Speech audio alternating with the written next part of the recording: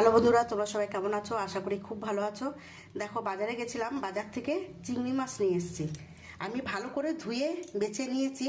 আর এখানে আমি রেখেছি মোচা। মোচাটা নুন হলুদ দিয়ে আমি সিদ্ধ করে নিয়েছি। এই দেখো মোচা। আজকে আমি এই চিংড়ি মাছ দিয়ে মোচার ঘন্ট করব। আমি কিভাবে করব প্রথম থেকে শেষ অবধি ভিডিওটা দেখতে থাকো।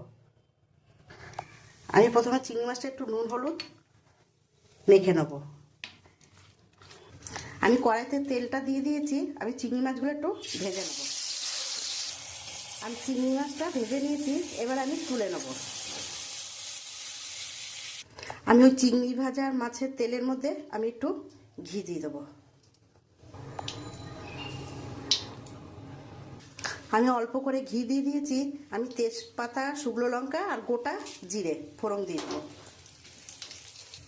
আমি যে মোচাটা সিদ্ধ করে রেখেছি ওইটা আমি দিয়ে দেবো।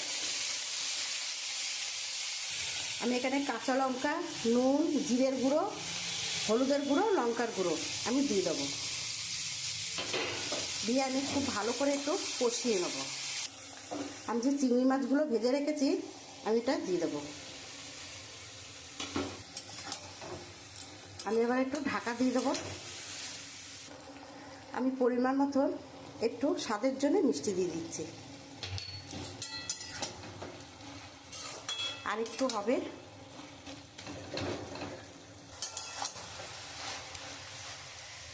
দেখো বন্ধুরা, আমি নামানোর আগে আমি একটুখানি ধনে পাতা দিয়ে দেবো।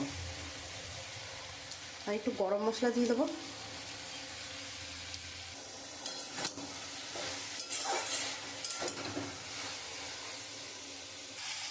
দেখো বন্ধুরা, আমার মোচার ঘন্টটা হয়ে এসছে। এবার আমি নামিয়ে দেবো।